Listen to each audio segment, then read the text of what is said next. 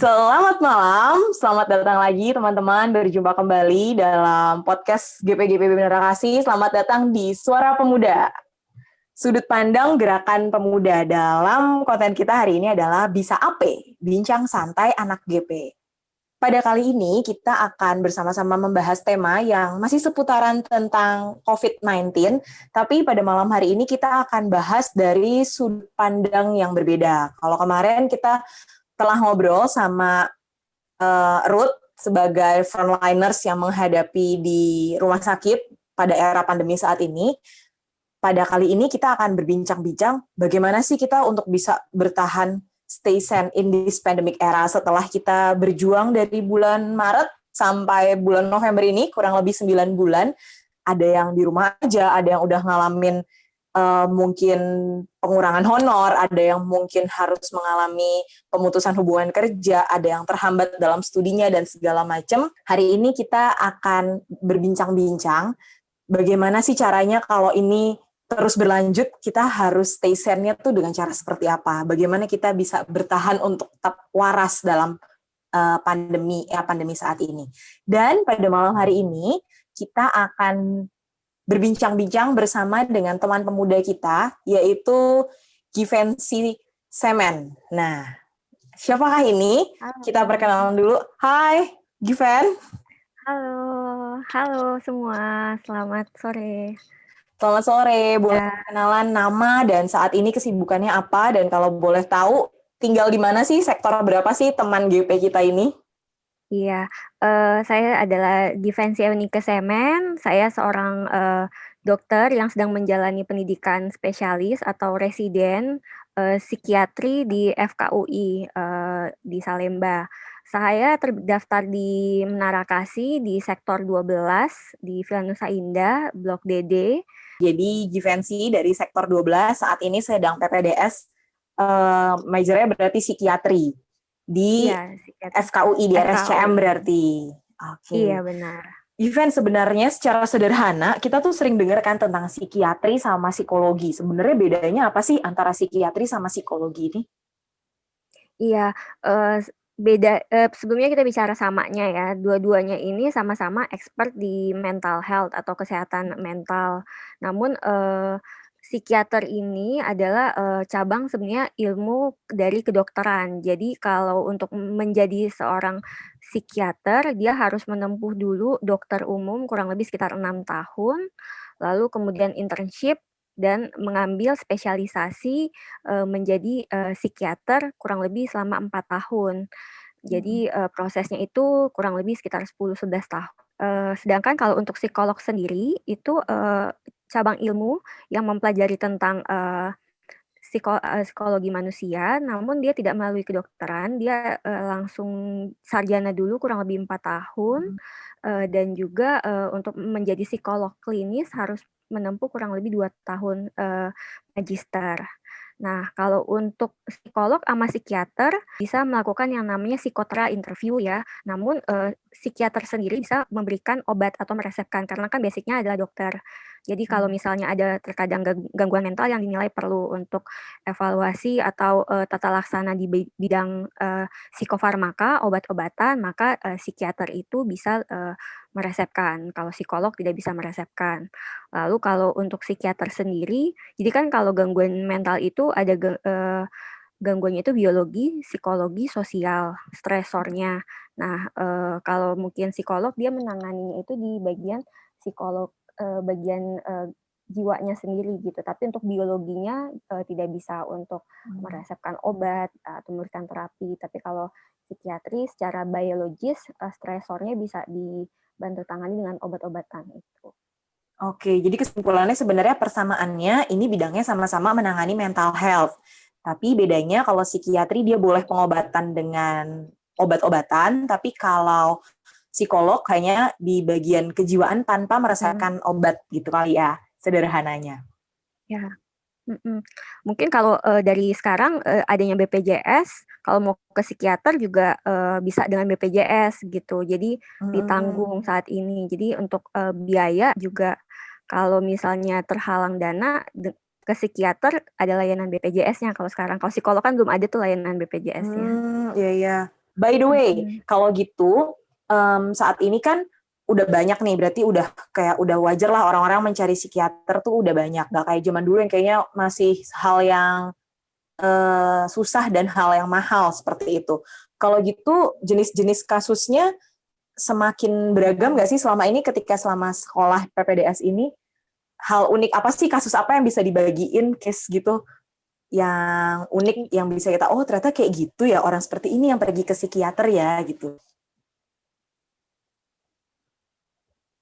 Iya, jadi memang makin beragam ya, apalagi kalau sekarang kan udah ada dengan bantuan sosmed, teknologi juga makin cepat. Jadi orang kadang udah mulai self aware, ngecek dulu mungkin kadang Google gitu. Tapi baik kerjaan tertentu udah mulai merasa kayaknya perlu bantuan, itu jangan cuma Google aja tapi bisa langsung datang ke profesional seperti psikiater atau psikolog.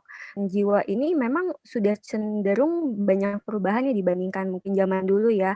Kalau zaman dulu mungkin contohnya ya, adiksi itu kan biasanya adiksi zat yang orang ketergantungannya tuh Narkoba. mungkin narkoba, rokok gitu. Belakangan udah makin banyak perubahan sejak ada media sosial. Adiksinya itu mungkin ada yang adiksi ke yang sekarang udah mulai diakui ya, gadget atau game addiction itu udah Iya mulai ya. ada. Bahkan Game yang online gitu ya. iya benar. Lalu juga mungkin karena sudah gampang akses situs-situs porno, jadinya adiksi, yang perilaku compulsive sexual behavior ini termasuk research saya juga, itu juga makin meningkat tuh. Jadi yang perilaku, kecenderungan mencari, Terkait pornografi video-video gitu ya, ya. Perilaku pornografi untuk gitu. ke arah Ya. pornografi dan itu menjadi ketergantungan. Iya benar, itu jadi meningkat juga belakangan, apalagi sejak pandemi nggak bisa kemana-mana, gadget, game, atau yang Di perilaku rumah aja adiksi. ngapain lagi ya Ya, nih. nah seperti itu juga jadi meningkat tuh sejak pandemi. Terus, ada gangguan cemas, gangguan, ada obsesif kompulsif nih terutama kalau sejak pandemi orang makin sering cuci tangan, awal-awal mungkin nggak berasa, terus tangannya udah makin kering, makin luka, atau dia jadi kalau lupa bawa alkohol, lupa bawa tisu basah, jadinya panik. Rajin cuci tangan, terus kayak kalau nggak cuci tangan terus rasanya panik, awalnya dipikir biasa aja, tapi ternyata ada taraf di mana hal itu ternyata udah menjadi suatu hal yang sebenarnya kurang baik ya. Iya.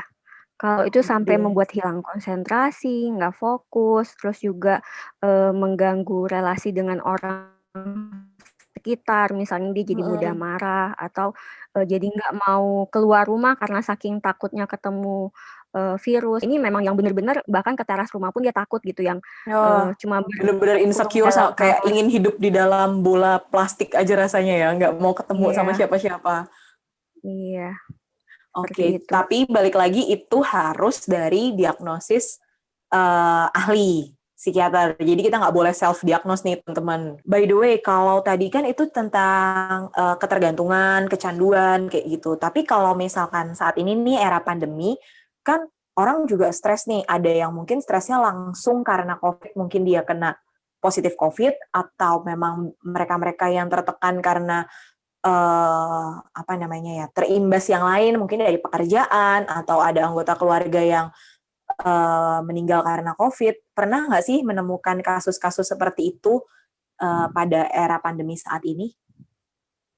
Ya ada, nggak sedikit ya, cukup banyak karena kan, pandemi ini kan perubahan yang drastis dan global ya, jadi nggak cuma, aspek yang misalnya finansial, tapi juga, aspek lainnya misalnya relasi, pekerjaan, pendidikan lain. Jadi meluas gitu dan memang kalau misalnya ada perubahan yang drastis, tiba-tiba, lalu juga besar atau secara global, itu cenderung akan menimbulkan yang namanya stres atau, itu kan stresor dan efeknya tubuh orang sebenarnya ada bentuk penyesuaian atau adaptasi gitu. Mungkin kalau beberapa orang yang, cenderung memang lebih suka di rumah, lebih suka, mungkin pekerjaannya bisa mobile, itu mungkin efeknya tidak terlalu berasa. Tetapi kalau yang memang orangnya sering, aktivitas sosialnya cukup banyak, terus juga mungkin, pekerjaannya juga membutuhkan yang traveling atau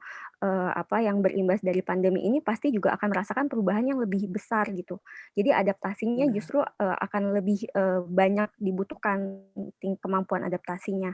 Nah, ketika orang kemampuan beradaptasi itu makin sulit atau Heeh. dia tidak bisa mengejar perubahan yang cepat itu, itulah yang kemudian menjadi distress gitu. Jadi Hmm. distress itu yang kemudian akan menyebabkan gangguan kalau misalnya dia mengganggu fungsi, mengganggu relasi dengan orang sekitar.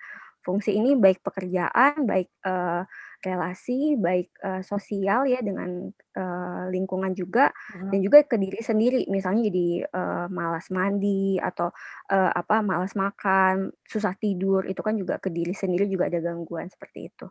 Jadi memang nggak cuma maksudnya ini gangguan ini nggak cuma satu 2 orang yang merasakan, ini banyak, cuma yang benar-benar datang ke psikiater itu mungkin tidak 100% ya. Jadi memang Hmm. mungkin dari sini kita bisa bantu untuk ningkatin self aware juga ya, kalau teman-teman ada yang mulai merasakan kok perubahan dalam diri, kok udah mulai jadi nggak semangat, nggak fokus. Nah itu udah coba mungkin perlu konsultasi ke psikiater gitu atau ke psikolog, seperti itu. Oh, tapi ini Given, arah mana sih kita tuh baiknya untuk segera menghubungi psikiater? Kalau buat aku sih ini termasuk hal yang baru gitu. Aku sendiri belum pernah pergi ke psikiater. Kira-kira tuh dari taraf yang mana sih kita harus mulai waspada dan harus mulai cari-cari informasi untuk nggak usah ragu-ragu lagi untuk pergi ke psikiater?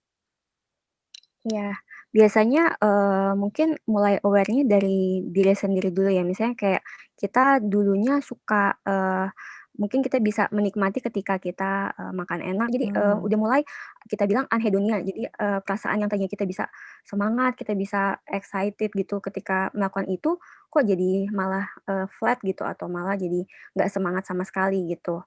Atau kedua mungkin bentuk-bentuk perubahan tubuh tuh yang berasa misalnya berat badannya makin turun atau justru berat badannya makin meningkat karena nafsu makannya yang jadi makin meningkat. Ada beberapa orang ketika stres justru makannya jadi naik gitu. Itu mungkin yang juga lebih terlihat.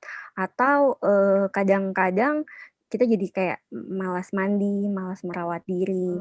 Ya memang kalau pandemi ini kan kita nggak kemana-mana juga, tapi kan bukan berarti kita jadi ibaratnya nggak memperhatikan juga kesehatan Kebersihan atau tubuh kita ya. kebersihan tubuh kita, iya. Jadi itu juga bisa berpengaruh di situ. Lalu mungkin kadang kita kurang bisa bercermin, tapi orang lain nih yang melihat, "Kok Hmm. kamu jadi gampang ibaratnya senggol bacok gitu, kok ada Emosian WA ya, begini." Ya tensi gitu. tinggi. Ya, misalnya ada WA begini dibalasnya langsung yang tanda seru atau caps lock gitu misalnya seperti itu. Dan itu, biasanya nggak cuma kalau misalnya kejadiannya hanya misalnya seminggu, 2 minggu, itu mungkin masih, batasnya cukup, wajar Mungkin ya gitu. mood-nya Tapi aja kalau ya, misalnya lagi moodinya seperti itu. ya, Aku tadi iya benar. menyimpulkan sebenarnya saat era pandemi saat ini stresornya bisa banyak, bisa dari ketakutan sama COVID itu sendiri atau dari dampak-dampaknya efek yang kita alami baik secara sosial maupun dari secara kesehatannya.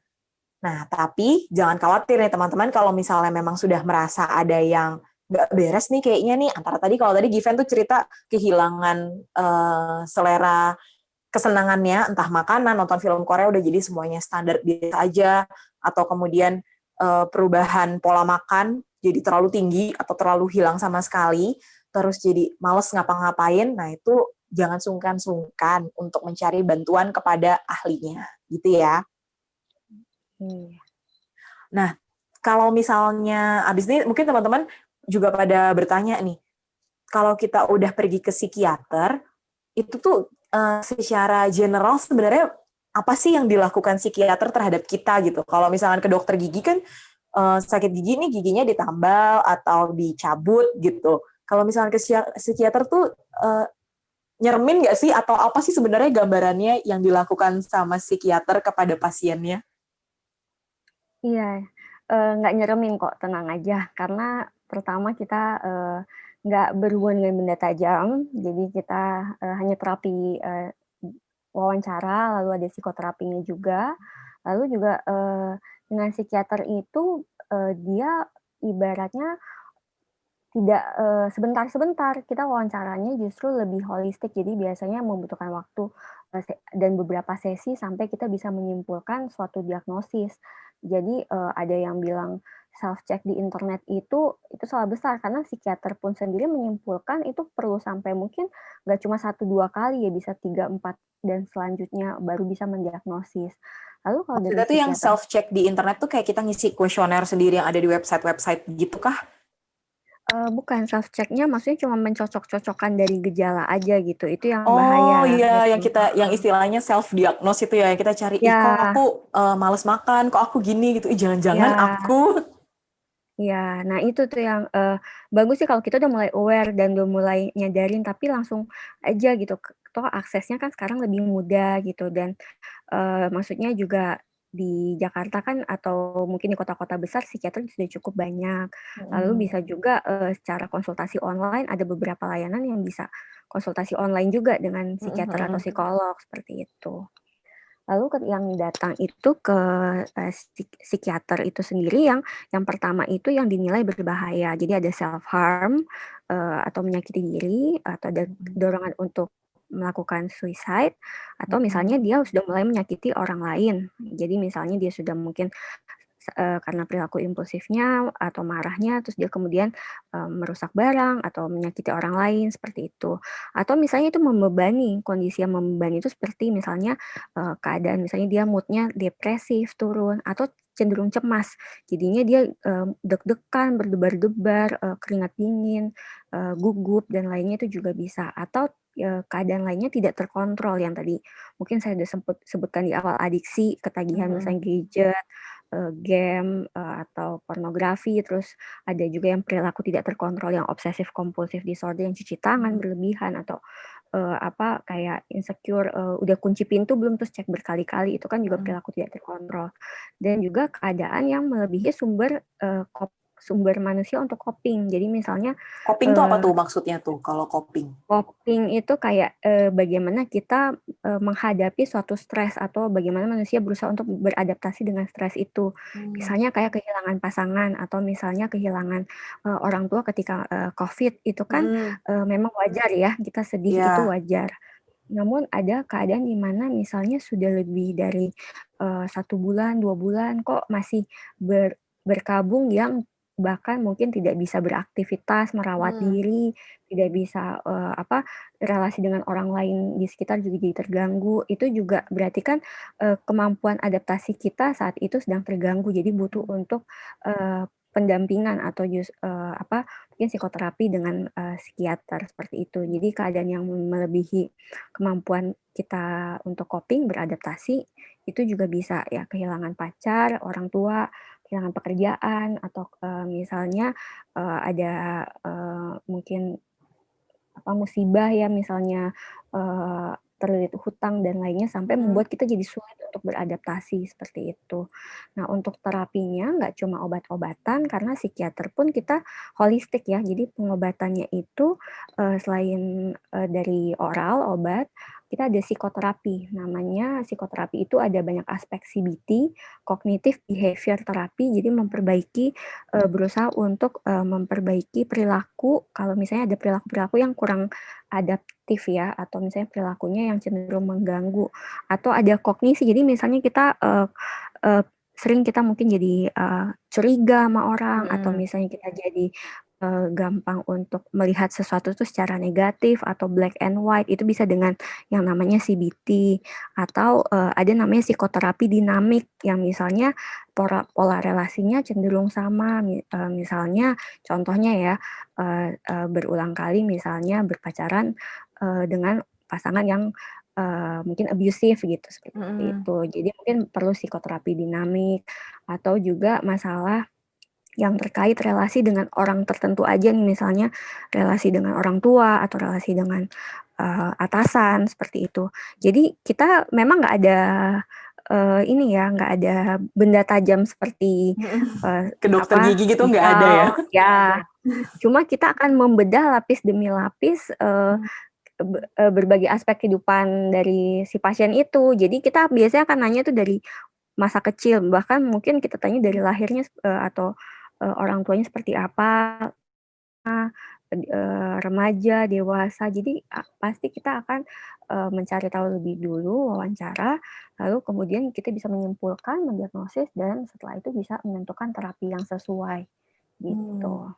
Oke, jadi guys, kalau pergi ke psikiater itu tidak hanya kalau kita ke dokter umum kan biasanya 5-15 menit itu diagnosa sama dokternya, terus ketahuan, oh kamu ternyata sakit mah, oh kamu ternyata sakit ini gitu. Ternyata kalau ke psikiater itu akan butuh waktu yang lebih lama ya, karena yang digali hal-hal yang sangat tidak terlihat.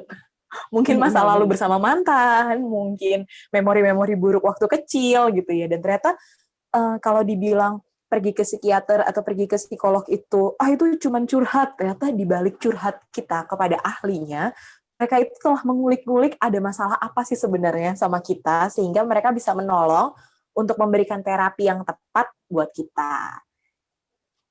Iya, benar. Nah, by the way, kalau misalkan itu kan berarti harus tatap muka wawancaranya, atau bisa Zoom gini?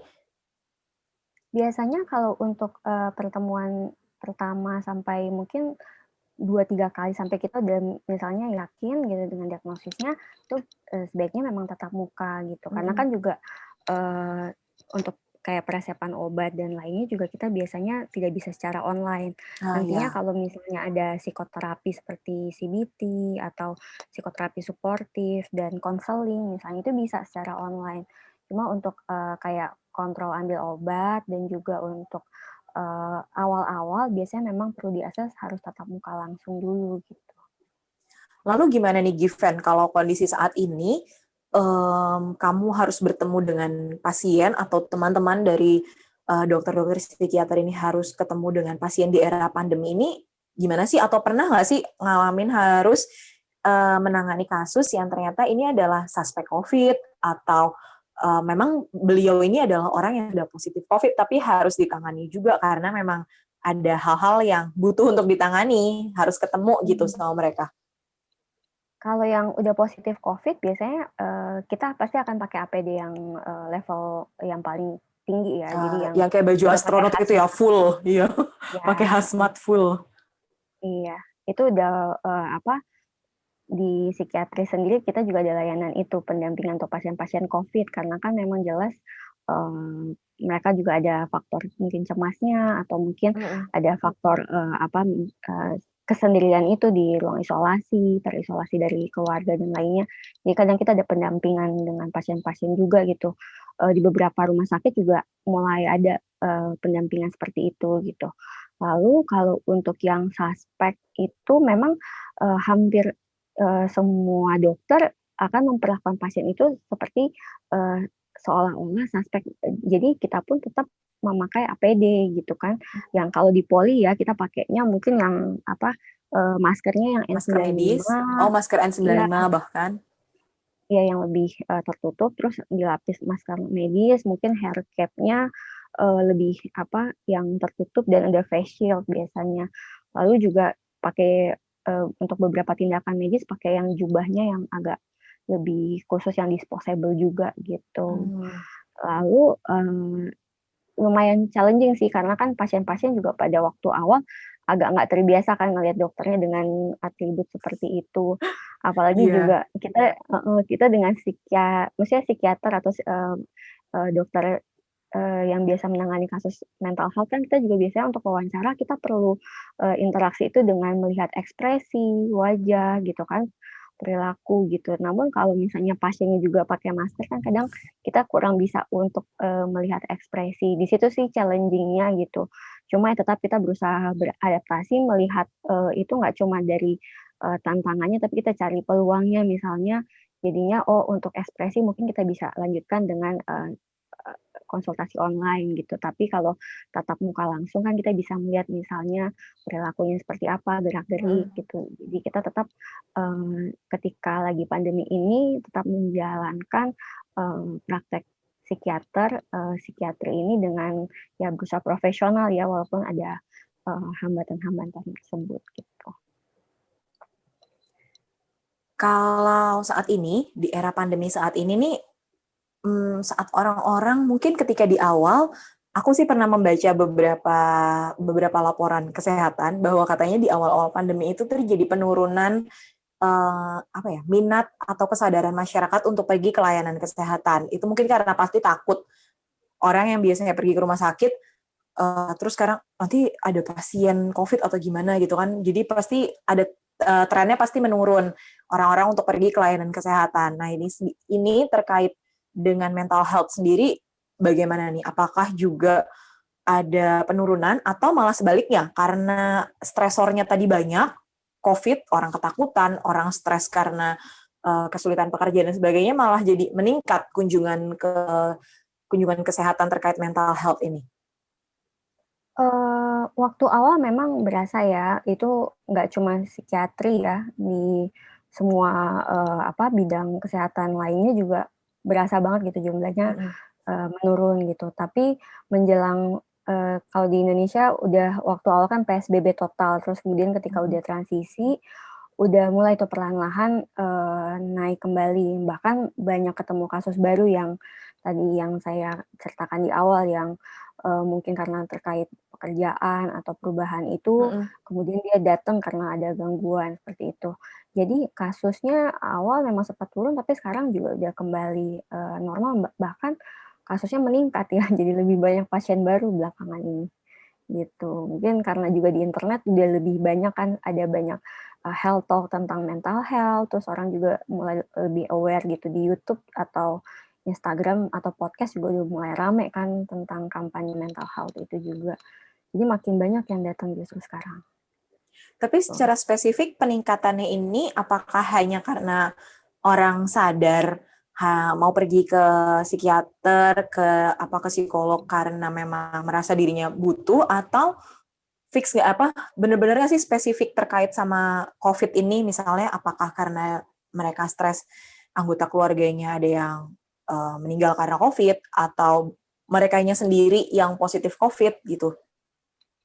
Dua-duanya sih. Jadi memang, dari yang dampak COVID-nya itu sendiri ada, meningkat ya, apalagi kalau misalnya, yang tadi dengan terkait stresor-stresor, lalu juga, aware-nya masyarakat juga makin meningkat gitu. Kalau saya perhatikan juga di, sosial media, atau di internet juga mulai banyak tuh diangkat tentang, isu-isu mental health. Jadi dua-duanya itu saling, berhubungan sih, gitu. Tidak bisa terpisahkan ternyata ya. Iya, Karena tadi heeh. balik lagi stresornya itu dari mana aja bisa ketika pandemi saat ini. Karena Ya, sebenarnya mencoba untuk menjaga diri supaya nggak ketularan COVID, ingin mendukung pemerintah untuk tetap di rumah aja, tapi ternyata hal itu juga bisa jadi stresor buat kita sendiri ternyata. ya. Jadi bumerang balik. Ternyata nggak boleh teman-teman diem di rumah terus diem gitu kayak Patrick di dalam rumahnya, nggak punya TV, nggak punya mainan apapun. Kalau teman-teman di Atau malah rumah, baca-baca berita juga bikin terlalu banyak akses ya, baca berita yang menyeramkan itu juga jadi bisa bikin overthinking. ya, jadi memang harus balance sih, harus pilah-pilah gitu. Jadi, semuanya jangan terlalu berlebihan, nggak juga kekurangan gitu. Jadi harus coba balance, gitu. Nah, itu jangan terlalu berlebihan. Waspada boleh, tetapi jangan panik. Supaya Iya. kita tetap bisa, tadi istilahnya Given tuh coping stres kita. Kita bisa beradaptasi karena ya mau nggak mau ya Given kita harus menghadapi pandemi ini gitu. Tidak ada satu orang pun yang bisa bersembunyi dari pandemi COVID pada saat ini. So, ada saran nggak sih gimana caranya kalau atau apa yang harus kita lakukan saat ada orang terdekat kita yang terkena COVID atau menjadi pasien COVID atau bahkan kita harus kehilangan orang yang kita kasihi karena COVID. Itu kan suatu hal yang sangat menyulitkan ya saat ini. Selain satu, rasanya kehilangan itu nggak enak dan kedua, pemulasaran jenazah COVID itu kan hal yang tidak umum gitu untuk saat ini. Kalau dulu mungkin kita kehilangan anggota keluarga, kita masih bisa ada ibadah penghiburan, kita bisa ibadah tutup peti, kita masih bisa memberikan penghormatan terakhir dengan sebaik-baiknya gitu. Kalau sekarang kan rasanya kayak ya udah mereka meninggal dan kita tidak bisa melihat lagi gitu. Itu suatu beban yang berat. Ada nggak sih saran-saran bagaimana Mhm. menghadapi momen atau peristiwa seperti itu? Iya, kalau untuk, kita bagi dua dulu ya, kalau untuk yang, keluarganya terkena Covid, ya pertama pasti, kita jangan stigma, maksudnya mungkin jangan kita benar-benar jadi,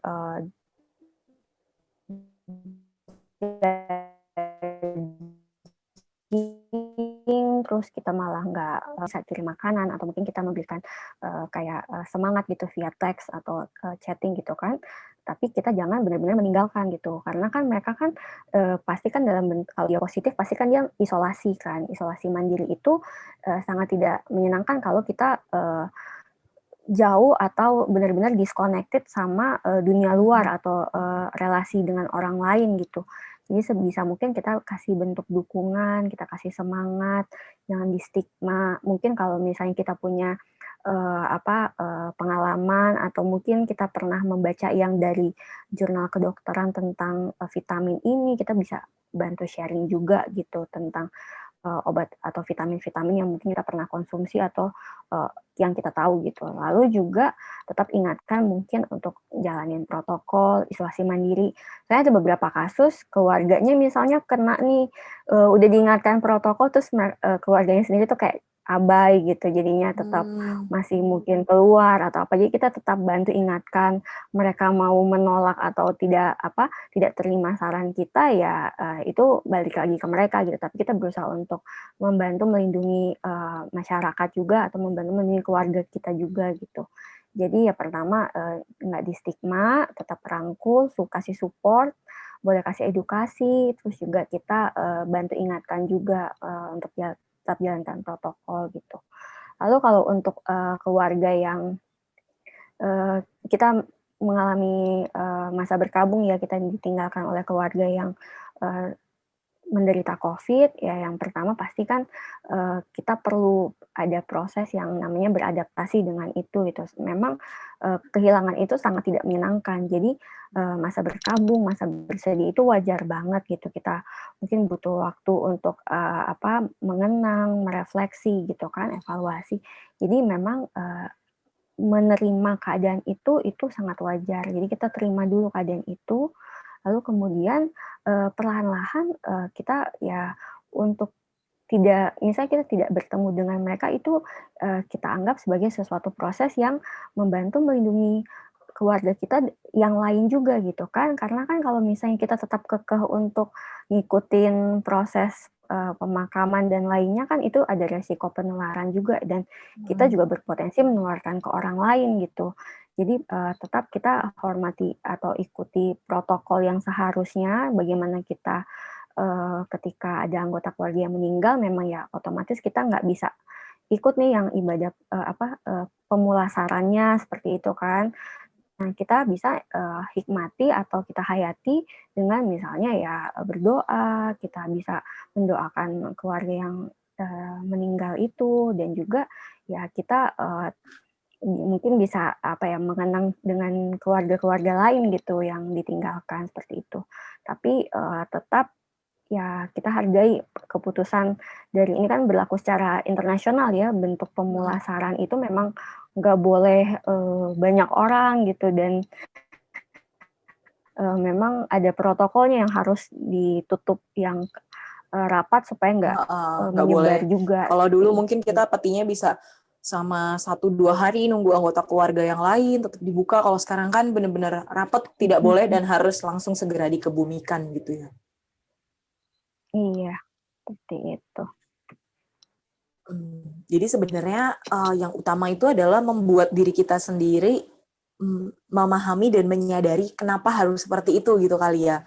Kayak saat ini kenapa Iya, prosesnya berbeda, ya kita membuat apa istilah otak kita dan hati kita sendiri untuk sadar bahwa ya memang kondisinya saat ini seperti ini. Kita nggak boleh lagi bilang tapi dulu seperti ini, tapi dulu seperti ini, tapi mencoba diri kita sendiri yang mendorong untuk bisa paham sehingga kita bisa menerima keadaan dan beradaptasi dengan keadaan saat ini gitu kali ya.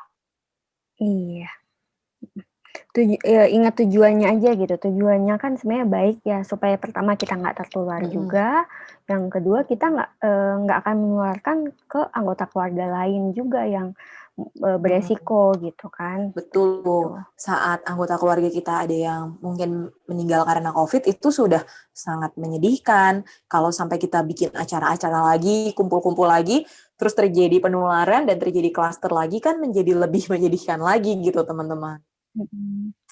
Iya, seperti itu. Nah, Given, kalau itu tadi kalau ada anggota keluarga kita yang meninggal karena COVID atau memang positif nih karena COVID, tapi bagaimana kalau stresornya itu dari yang lain, dampaknya itu dari yang lain. Misalnya kayak pekerjaan saat ini kan benar-benar jadi serba berubah gitu ya, entah pekerjaan atau juga pendidikan gitu. Kayak Given sendiri saat ini pasti kuliah juga lebih banyak online ya, udah sulit untuk ada kuliah tatap muka dalam satu ruangan kelas. Nah, di era yang berubah ini, ada nggak sih saran-saran untuk kita kalau merasa bahwa ini aku nggak bisa nih ngikutin seperti ini, atau mereka jadi stres nih gara-gara sistem pekerjaan atau sistem sekolah yang berubah saat ini. Ada saran-saran nggak untuk individu-individu atau pemuda-pemuda GPGPB Menara Kasih? Iya, yang pasti menghadapi perubahan ini bukan hal yang mudah ya. Semuanya pasti akan merasakan kesulitan ketika kita mencoba beradaptasi. Jadi awal-awal pasti rasanya pasti sulit. Kita mungkin perlu ada masa berkabung dulu, masa untuk evaluasi, merefleksi dulu. Namun kemudian kita perlu sadar juga manusia ini yang berbeda mungkin dari makhluk hidup lainnya, kita punya kemampuan beradaptasi yang lebih tinggi gitu. Di bagian tubuh kita kan ada yang namanya otak yang prefrontal cortex, itu justru yang lebih berkembang di manusia. Jadi disitulah yang dimana kita punya kemampuan kognitif yang lebih tinggi, kemampuan beradaptasi yang lebih tinggi. Jadi ketika kita bisa beradaptasi, kita bisa kemudian berkembang atau bisa orang bilang istilahnya sekarang to grow gitu. Jadi ketika kita berkembang, akhirnya kita bisa mencari peluang-peluang nih dari misalnya kalau misalnya kita kehilangan pekerjaan, kita bisa mencari peluang dari bentuk-bentuk ide kreatif lain atau pekerjaan lain yang mungkin kita bisa lakukan gitu. Memang misalnya waktu awal contohnya yang paling berasa mungkin pariwisata kali ya, karena kan memang waktu awal nggak boleh terbang gitu kan, nggak boleh berlibur. Ya, ditutup semuanya, nggak boleh liburan gitu. Lalu kalau kayak mungkin saya kasih contoh salah satunya mungkin Thai Airways yang penerbangan maskapai Thailand. Itu kemudian dia beradaptasi, dia kemudian menjual makanan secara Cateringnya online. ya jadinya. Ya, benar seperti itu. Atau kalau kita contohkan misalnya ada yang salah satu pizza terbesar di Indonesia, mungkin dia akhirnya turun ke jalan tuh sampai dia teriak-teriak gitu atau menawarkan seperti itu. Jadi manusia itu diharapkan nggak statis gitu, nggak cuma ketika mengalami suatu masalah dia cuma diam dan makin lama makin habis gitu. Tapi kita berusaha untuk mencari peluang, mencari ide-ide baru, kreativitas. Mungkin yang tadinya kita nggak terpikirkan kita akan mengembangkan itu tiba-tiba karena kita lihat kita punya potensi nih, misalnya ada yang jago masak jadinya dia mengembangkan bisnis makanan misalnya, atau ada yang jago main musik kemudian bisa dia upload di YouTube atau misalnya di online gitu. Itu kan juga bisa menimbulkan peluang baru gitu. Atau misalnya dok saya nggak punya kemampuan apa-apa, saya nggak punya bakat apa-apa. Nah, itu mungkin kita belum menyadarinya aja atau kita belum mencari gitu. Jadi terus kenali diri kita, terus belajar karena kalau kita ingin berkembang ya pasti akan melalui proses yang namanya belajar dulu. Gak mungkin kita mau berkembang tapi kita nggak belajar, seperti itu sih. Nggak ada yang langsung pro ya, semua tuh harus mulai dari basic guys. Iya, Kita juga sekolah nggak langsung tiba-tiba SMA, kita ngalamin dari TK belajar nulis tangannya kaku banget gitu sampai akhirnya sekarang kita udah jago banget mengetik gitu, itu semuanya proses. So yang di rumah aja jangan takut-takut untuk belajar, yang nggak bisa masak coba aja walaupun gosong juga nggak apa-apa, coba kembangkan diri. Atau yang suka main alat musik selama ini cuman diem-diem, nggak usah takut-takut buat direkam, taruh di YouTube. supaya semua orang tahu bahwa kamu tuh ternyata juga punya bakat seperti itu. Tapi kalau tadi Given bilang untuk mengenali diri, itu caranya tuh gimana? Kadang kita mikirnya, apa ya, aku dari kecil nggak bisa ngapa-ngapain gitu. Apa sih yang bisa, ada saran-saran mungkin mengenali diri tuh dengan cara seperti apa? Merenungkah atau semedi atau gimana gitu? Ya, banyak sih, cara kita mengenali diri. Pertama aja mungkin, dari kita biasanya orang tuh pasti ada kesukaan-kesukaan tertentu kan, atau ada minat-minat tertentu. Dari situ kita bisa bantu kita mengenali diri kita gitu. Misalnya, kita, simpelnya dari waktu sekolah deh, kita suka pelajarannya apa sih gitu, dari, kecil itu kita lebih suka banyak menghabiskan waktu dengan apa. Kalau kita banyak menghabiskan waktu, di situ, berarti kan minat kita lebih besar di situ gitu. Jadi, kita explore dari situ gitu. Atau mungkin kalau, "Duh saya nggak suka ngapa-ngapain kok, saya nggak punya hobi apa-apa," misalnya. Oke, misalnya nggak punya hobi apa-apa, tapi mungkin ada nih yang secara nggak sadar, kita misalnya di rapot nilai, ini yang paling tinggi nih gitu. Itu juga bisa tuh, dari pengamatan orang lain kan, berarti nilai kita yang paling Mm-mm. tinggi di sini. Atau mungkin orang lain bilang, "Oh enggak, kamu tuh, bagusnya di misalnya, ngasih motivasi ke orang," atau misalnya, "Kamu bagusnya di mendengarkan." Ada loh orang yang jago mendengarkan, kemudian, oh berarti kamu bisa cocok jadi misalnya psikolog, seperti itu. Jadi dari diri sendiri bisa, tapi juga mungkin kalau misalnya kita mengalami kebuntuan, boleh tanya orang-orang terdekat kita, misalnya, teman, pacar, orang tua gitu, itu bisa bantu jadi mirror kita untuk kita Mm-mm. mengevaluasi diri gitu. Lalu mungkin kalau dari saya pribadi sih suka, menulis jurnal ya. Jadi, Hmm. kalau kadang di pikiran mumet gitu, ini kita seperti apa, tapi kemudian kalau kita tuangkan di buku, kertas gitu, itu juga bisa bantu gitu untuk kita, merefleksi gitu, kira-kira kita yang kita sukai sebenarnya apa, atau diri kita sendiri itu seperti apa gitu. Dari situ sih banyak penemuan-penemuan yang kadang unexpected gitu. Jadi, terus, mengevaluasi diri, self aware-nya ditingkatkan, jadi supaya kamu bisa menemukan gitu, apa sih yang kamu,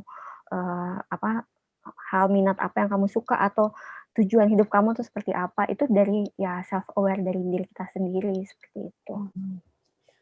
Berarti sebenarnya semua orang itu harus punya hobi kali ya? Karena berarti sebenarnya nggak baik juga dong kalau kita sibuk bekerja terus ke rumah, ya udah langsung tidur, paginya besok lanjut lagi kerja sampai sore, malam sampai rumah tidur. Itu nggak balance berarti ya? Iya, baiknya memang balance ya. Jadi, kalau dibilang kesehatan mental itu kan, ibaratnya adalah suatu kesehatan yang, ibaratnya menunjang, perilaku kita, emosi kita, dan juga akan mempengaruhi relasi kita, atau semua perlu yang namanya, balance. Jadi kalau, aspek itu ada banyak ya, dari pekerjaan, dari keluarga, dari pendidikan, terus juga mungkin, ada aktivitas-aktivitas yang kita suka. Itu semua kalau ada salah satu yang timpang, itu pasti akan mengganggu hal lainnya. Ibarat kayak timbangan, kita terlalu berat sebelah, maka yang lainnya akan terganggu. Kita terlalu banyak misalnya belajar, otomatis mungkin relasi kita dengan teman, dengan orang tua jadi tidak baik. Atau kita terlalu banyak nih menghabiskan waktu bersenang-senang, tapi kemudian akhirnya pekerjaan kita terbengkalai, seperti itu. Jadi prinsipnya supaya kesehatan mental kita baik, ya kita harus, berusaha untuk menyeimbangkan semuanya. Dari makanan juga, dari olahraga juga.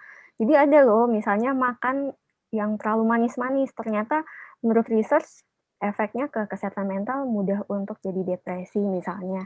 Atau kurang olahraga, efeknya kesehatan mental ternyata ditemukan di beberapa penelitian, jadi, gampang cemas atau justru jadi mudah jatuh ke depresi. Jadi memang itu semua aspeknya, saling mempengaruhi gitu. Dan Ya, prinsipnya sebenarnya harus sorry, just balance. make sure. Itu tadi contoh atau benar-benar ada di penelitian yang tadi dua itu, yang Ada makanan manis dan olahraga? ada di Oh, penelitian. Kebetulan saya juga, nulis itu yang soal makanan manis ya, itu memang iya. mempengaruhi, ke mood kita juga. Kalau kita terlalu sering Hmm. makan gula tinggi, itu rentan terjadi depresi juga.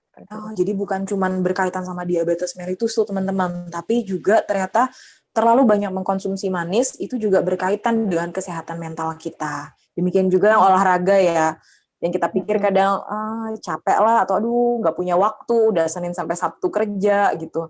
Tapi ternyata kalau sama sekali tidak melakukannya, itu juga ada kaitannya dengan mental health kita. Oke. Jadi ternyata semuanya harus balance, tidak cuman kadang ada iklan apa yang bilang ya work hard, play hard. Tapi juga bukan cuma work, play, tapi juga makanan kita dan relasi kita dengan orang-orang di sekitar itu juga harus tetap seimbang. Apalagi di masa pandemi saat ini yang stresor kita sangat banyak, jangan sampai kita tidak bisa beradaptasi dengan baik, kita jangan sampai kalah. Makanya kita harus tetap mengupayakan bagaimana supaya semuanya ini seimbang. Karena walaupun kita tidak bisa ngobrol sama teman-teman nongkrong di kafe kayak dulu-dulu, kita harus taat sama protokol kesehatan, tapi mungkin kita bisa bertemu via Zoom, via video call conference, atau chat, dan lain sebagainya. Jangan sampai kita menarik diri dari lingkungan kita, karena itu juga nggak baik loh teman-teman buat kesehatan mental kita. Iya. Kalau sekarang mau tanya nih ceritanya, kalau dari Given sendiri saat ini ketika harus menghadapi di tengah-tengah studi, lalu ternyata ada pandemi saat ini, cara Given untuk beradaptasi sendiri gimana sih waktu awal-awal bulan Maret kita harus menghadapi bahwa ternyata COVID bisa juga ya masuk ke Indonesia. Selama ini digadang-gadang bahwa nasi kucing dan lain sebagainya menghalau COVID, tapi ternyata bulan Maret kita kebobolan juga sama COVID. Lalu kalau aku sendiri mengalami sejak bulan April itu kampus aku tutup. Jadi semua perkuliahan langsung via online. Nah, kalau Given sendiri, apa sih yang dialami ketika awal-awal pandemi ini dan bagaimanakah Given beradaptasi dengan pandemi ini? Ya, kalau saya secara pribadi, saat ini kan saya sebagai mahasiswa juga ya, yang lagi belajar juga menempuh pendidikan, jadi memang biasanya aktivitasnya ini yang tatap muka, akhirnya harus, dilakukan secara online. Biasanya memang, challenge-nya jadi makin besar karena misalnya, otomatis kan jamnya itu jadi kadang kurang fleksibel ketika misalnya, online itu mungkin bisa sampai sore atau mungkin juga bisa sampai, malam gitu atau, kadang mungkin kita yang karena lebih banyak di rumah mungkin jadinya kayak begadang terus pagi-pagi ada kuliah gitu misalnya seperti itu. Itu juga jadi challenge gitu. Jadi, yang biasanya saya lakukan tetap berusaha seolah-olah menganggap ini seperti, sebelum pandemi. Jadi berusaha untuk tidak tidur terlalu malam, terus juga ketika misalnya pagi-pagi udah pasang alarm, begitu alarm bunyi biasanya saya langsung cuci muka tuh supaya nggak males. Bahkan kalau memang ada kuliah penting biasanya malah, langsung mandi dan pakai outfit-nya yang memang resmi gitu. Jadi itu, dengan kita mandi dan kita, mengganti outfit yang lebih resmi, lebih pantas, itu biasanya akan meningkatkan mood kita juga, untuk lebih semangat dan bisa fokus. Lalu ya sarapan dan lainnya. Itu kan di situ-situ aja gitu kan. Tapi usahakan memang pertama, nggak kalau saya sendiri ya, nggak berhadapan dengan kasur atau, nggak ada di sekitar, mungkin tempat tidur, bantal, seperti itu. Jadi usahakan memang, di-set ada satu ruangan atau misalnya kalaupun memang nggak ada kalau anak kos-kosan mungkin nggak ada kamar lain ya, dikasih kayak pembatas gitu supaya bisa jadi kayak, di otak tuh jadi kayak, "Oh ini udah switch nih, di sini ini memang untuk tempat belajar," gitu. Jadi usahakan di tempat khusus gitu. Lalu juga dibuat senyaman mungkin, lampunya lebih agak terang gitu, terus juga, kursinya ergonomis. Jadi kita, dengan, hal-hal di luar itu yang misalnya di luar otak kita, itu kita modif senyaman mungkin supaya kita bisa fokus gitu. Lalu juga, mungkin harus dari komitmen dari kita ya, apalagi kan kita menyadari mungkin kita adalah seorang mahasiswa, kita seorang, pelajar, berarti kan kita juga ada target tertentu, ada harapan tertentu ingin misalnya lulus, ingin punya nilai baik gitu. Jadi, harus set target dan harus komitmen dengan target-target itu. Nah, seperti itu sih. Nah, tuh teman-teman yang masih berjuang dengan school from home atau work from home bisa diaplikasikan. Kalau mikirnya, aduh udah work from home atau school from home, kelihatannya setengah badan nih kameranya, ya udahlah pakai bajunya ala kadarnya gitu. Ternyata mungkin butuh refreshing dengan tetap pakai outfit yang gimana kalau kita pergi sekolah atau gimana kalau kita ngampus, gimana kita kerja, supaya mindset-nya terbangun bahwa ini aku benar-benar sekolah, aku benar-benar kuliah, aku benar-benar lagi kerja gitu. Jadi nggak kehilangan semangatnya. Dan jangan mentang-mentang di rumah aja terus bisa nggak kena macet, bisa pulang lebih awal gitu. Karena misalnya selesai kantor jam 5, beneran udah jam 5 nih di rumah, bisa nonton Koreaan lebih panjang atau bisa YouTube-an lebih panjang. Tetap harus ingat atur waktu dengan baik supaya nggak kacau balau jadwal kita. Walaupun kita di rumah aja, kita tetap harus tetap tepat waktu dan tetap mengatur jadwal supaya kita nggak stres nih belakangannya. Jadi Iya. sekarang kalau Given benar-benar kuliahnya online semua gitu ya? Ya, online. Untuk tapi kalau misalnya kayak kita interaksi dengan pasien, ya kita tetap ini sih tetap muka gitu. Oh, berarti ada masa-masanya harus pergi ke rumah sakit juga gitu ya? Iya. Wah, serem juga berarti ya. Tetap ada apa namanya rasa takut juga karena pergi ke rumah sakit tuh saat ini hal yang cukup menantang kalau buat aku saat ini ya. Lalu kalau dari event sendiri, apa yang menjadi dorongan dan rasa optimis untuk tetap bisa melakukan semuanya Mungkin sebulat bagian dari mungkin? tanggung jawab. Yang pertama sih menyadari kalau ini nggak selamanya ya, karena kan proses pandemi ini seperti pandemi-pandemi lainnya, itu ada masa di mana sudah tidak nantinya tidak akan menyeramkan seperti saat ini. Jadi menyadari kalau ini prosesnya hanya sementara, pasti untuk kedepannya akan berkembang banyak penemuan-penemuan baru atau obat-obat baru, vaksin baru, dan karena sekarang zaman global teknologinya cepat, lalu juga untuk kemampuan sharing dengan negara-negara lain juga jadi lebih mudah aksesnya. Jadinya kan pasti kita akan lebih mudah untuk mengembangkan atau menemukan vaksin baru dan lainnya. Jadi kedepannya prosesnya ini pasti akan lebih cepat dibandingkan mungkin kalau kita belajar dari pandemi flu beberapa tahun lalu, berapa ratus tahun lalu itu kan nggak enak banget kan dulu. Tapi buktinya sekarang flu itu kemudian tidak seperti yang zaman dulu banget. Nah, percaya mungkin untuk kedepannya ketika sudah ada ditemukan berbagai penelitian tentang obat dan vaksin baru ya kita bisa menanggulangi itu gitu. Dan kalau mungkin kalau secara Kristiani ya saya juga percaya bahwa kalau pencobaan-pencobaan dari Tuhan itu tidak pernah melebihi dari kemampuan kita gitu. Sip lah. Nah guys, tuh tadi ada ayat emas juga yang dibagikan bahwa pencobaan-pencobaan yang kita alami itu tidak melebihi batas kekuatan kita. Ya tadi ceritanya Given juga tuh bahwa Indonesia tuh mengalami pandemi nggak hanya baru kali ini. Sebelum ini kita juga ngalamin ratusan tahun yang lalu yang terkenal itu flu Spanyol pada saat masa kolonial. Dan kita pada masa itu yang belum ada internet, yang belum ada teknologi secanggih ini, kita tetap bisa bangkit gitu. Kita tetap bisa melalui itu dan menjadi lebih baik. Nah, saat ini ketika internet udah bagus, teknologi udah canggih-canggih, udah lebih banyak dokter gitu, pastilah kita meyakini, mengimani bahwa bisalah Indonesia melalui ini semua. Dan bahkan dunia pasti bisa melalui ini dan bisa kembali pulih. Kita bisa belajar satu hal yang baik dari pandemi ini. By the way, tadi ngomongin tentang vaksin nih. Kalau pendapat Given sendiri tentang vaksin yang belakangan ini lagi cukup ramai, apalagi di grup-grup WhatsApp.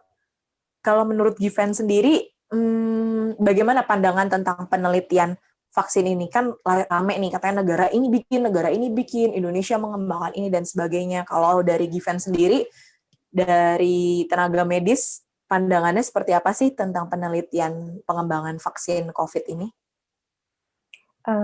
Ya, kalau yang sejauh ini yang saya sudah coba baca yaitu vaksinnya memang kan ada beberapa tahap untuk sampai kemudian bisa didistribusi dan diakui sebagai vaksin untuk menangani COVID. Tapi saat ini sudah ada yang mencapai tahap yang uji klinis fase akhir atau tahap 3 gitu. Dan efektivitasnya beberapa ada yang sudah di atas 90% seperti itu. Jadi beberapa negara maju sudah mengembangkan itu. Indonesia sendiri juga punya pabrik yang bisa mengembangkan vaksin itu. Namun untuk efektivitasnya kita belum sampai di tahap yang ketiga ya kalau nggak salah gitu. Nah saya sih optimis sih karena kan kalau dilihat ini kan pandemi ini global dan di sini bukan hanya berusaha untuk menyelamatkan satu negara saja, tapi masing-masing negara itu akan saling tolong-menolong lah untuk sharing tentang ilmu tersebut, tentang vaksin tersebut. Jadi dipastikan sih biasanya untuk ketersediaan dan juga harganya diusahakan bisa masih dalam jangkauan banyak orang seperti itu. Dan memang beberapa diutamakan untuk seperti anak-anak, lansia, dan orang-orang yang memang berkebutuhan, misalnya seperti tenaga medis ataupun yang punya sakit kronis tertentu seperti itu. Jadi memang saya optimis sih bisa pengembangannya dan untuk pendistribusiannya bisa lebih baik lagi untuk kedepannya. Oke, kita mempercayakan pada para ahlinya karena di era maju sekarang udah banyak banget lah ahli-ahli, pakar-pakar yang berkecimpung untuk menolong dunia saat ini untuk bisa kembali pulih dari COVID. Tugas kita nih yang bukan para tenaga medis, ayo tetap menjalankan protokol kesehatan, ingat 3M, memakai masker, mencuci tangan, menjaga jarak, itu jangan sampai kita lupakan. Dan jangan ikut-ikutan nyebarin hoax, itu sih yang aku kepikirannya. Jadi kalau aku baca buku tentang perang melawan influenza. Jadi Gramedia itu adalah merek jadinya. Jadi ada buku yang menceritakan tentang sejarah flu. Salah satunya pandemi flu Spanyol yang pada masa kolonial itu. Dan ternyata yang dialami mereka pada tahun ratusan tahun yang lalu itu sama seperti kita sekarang. Kalau kita sekarang kan berjuang nih gimana melawan hoax. Berita minum ini bisa sembuh, pakai ini bisa sembuh gitu, atau pengobatan COVID dengan cara ini gitu.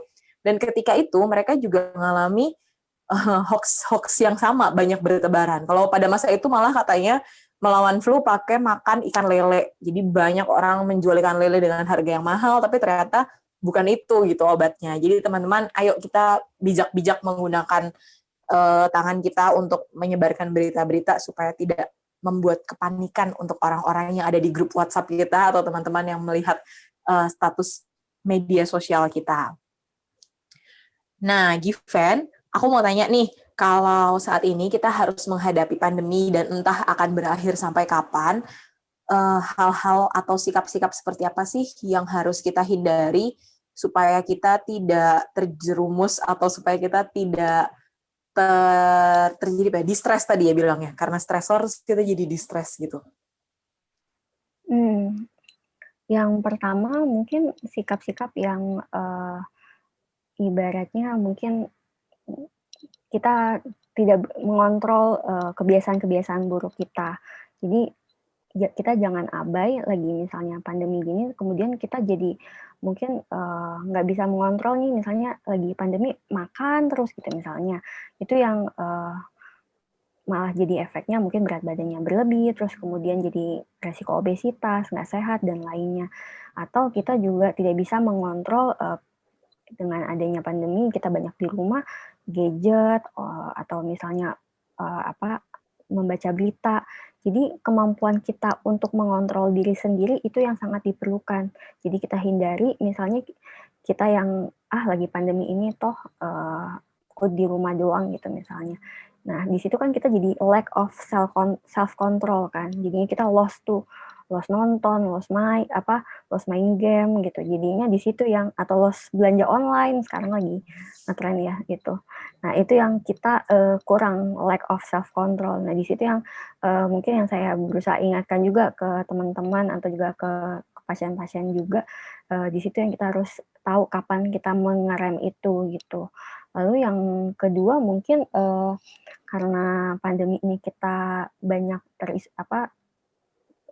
jaga jarak, tapi kemudian kita jadi lupa sebenarnya kita jadi menjaga jarak secara emosional juga dengan teman-teman, dengan orang lain. Jadinya kita mungkin jadi lebih asik sendiri dengan dunia kita gitu. Nah di situ juga sebaiknya kita ya ingat kembali gitu kalau misalnya kita punya teman, punya orang tua yang mungkin perlu perhatian yang bisa kita sharing dengan ya via chatting, telepon dan lainnya.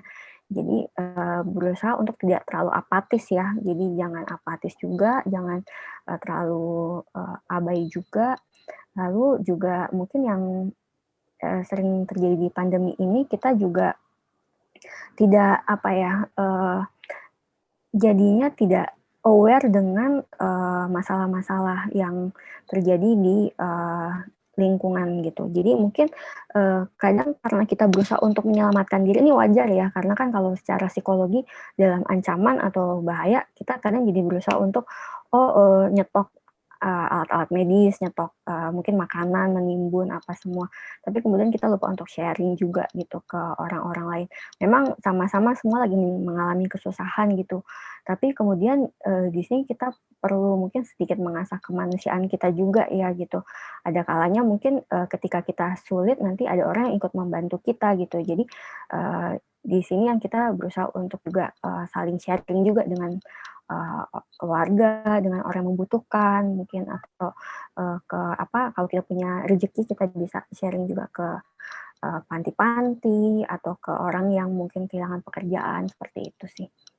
Oke, nah teman-teman tadi tuh 3 saran dari Given. Yang pertama tadi atur-atur tuh diri jangan sampai niat kita untuk misalnya aku shopping online untuk rilis stres aku supaya aku agak seger gitu punya belanjaan baru, tapi kita memang hilang stres dari kerjaan, dari COVID, tapi ya ternyata akhir bulan kita stres lihat kenapa ini tagihan banyak banget gitu, kenapa ini cicilan kartu kredit kok jadi banyak banget gitu kan. Bahaya juga tuh, itu harus atur-atur, jangan sampai kita loss of control sama diri kita sendiri. Yang kedua tadi, nggak apatis karena pada dasarnya kita juga makhluk sosial, jadi kalau kita nggak bisa nongki-nongki di kafe, kita nggak bisa jalan-jalan ke mall, tapi kita tetap bisa berhubungan dengan orang lain, kita bisa berkomunikasi melalui media-media yang lain. Dan yang ketiga, sharing is caring kali ya tadi. Nggak individualis, terus kita menimbun masker di rumah kita menimbun hand sanitizer di rumah kita, jangan sampai itu terjadi karena itu merugikan banyak pihak. Satu, merugikan orang lain yang emang juga butuh, dan kedua, jadi harga pasaran tuh juga jadi nggak manusiawi loh teman-teman. Mengingat yang kejadian waktu awal-awal itu ya Given ya, awal-awal pandemi itu benar-benar harga masker bisa lebih mahal daripada harga beras-beras, ya ampun. Semoga itu tidak terulang lagi. Mari kita bijaksana untuk mengambil langkah-langkah menghadapi pandemi saat ini. Nah, sebelum sampai ke penutup nih, Given, saat pandemi seperti ini, satu hal yang bisa kita harapkan itu kan memang hanya kepada Tuhan ya. Walaupun kita tahu banyak ahli yang sedang berusaha, berupaya untuk mengantisipasi dan menangani COVID ini, tapi kita mengingat dan percaya bahwa kita punya juru selamat yang jauh melebihi para ahli dan para pakar ini. Kalau dari Given sendiri, apa sih yang menguatkan Given dari ayat Alkitab atau renungan atau apa yang terkait dengan dari Alkitab ini yang menguatkan Given untuk bisa tetap bertahan, bertekad bulat, menyelesaikan studi, mengerjakan pekerjaan sebagai tenaga medis, berhadapan dengan pasien-pasien COVID? Apa sih dari Given yang menguatkan? Kalau mungkin dari saya pribadi, dari Alkitab, saya suka satu ayat yang di 1 Korintus 10 ya, yang ditulis mungkin yang pencobaan-pencobaan yang kita alami itu adalah pencobaan yang biasa gitu, yang tidak melebihi kekuatan kita sendiri gitu. Jadi biasanya kita kadang kayak nganggap ini kayak masalah gue paling berat deh, atau kayaknya gue sendirian doang, nggak ada yang peduli gitu. Tapi kita kadang lupa gitu, sebenarnya Tuhan Yesus atau Allah sendiri juga tidak akan membiarkan kita mengerjakan itu sendiri gitu, karena itu semua tidak melebihi atau tidak melampaui kekuatan kita gitu. Dan juga kalaupun memang kita ngerasa ini suatu pencobaan atau suatu bencana yang pokoknya sudah akhir, yang sudah paling berat gitu, tapi kita kadang lupa kita nantinya ada kehidupan yang kekal nantinya gitu. Jadi yang kita jalani saat ini di dunia ini hanyalah ibaratnya sementara. Kita punya nantinya kerajaan Allah yang kekal, yang mungkin lebih lebih kita nanti, yang lebih bahagia gitu. Jadinya yang kita jalani saat ini ya hanya sementara gitu. Tidak perlu kita terlalu fokus berlarut-larut dengan masalah itu sendiri gitu, atau terlalu malah mencemaskan ke depannya seperti apa gitu. Jadi kita berusaha untuk tetap teguh berdoa kepada Tuhan, meminta arahannya, dan berusaha untuk menjalani kehidupan itu sesuai dengan namanya dia gitu. Jadi untuk keagungannya Tuhan Yesus, untuk memuliakan namanya, seperti itu. Oke, terima kasih Given untuk mengingatkan kita dengan ayat emas pada hari ini.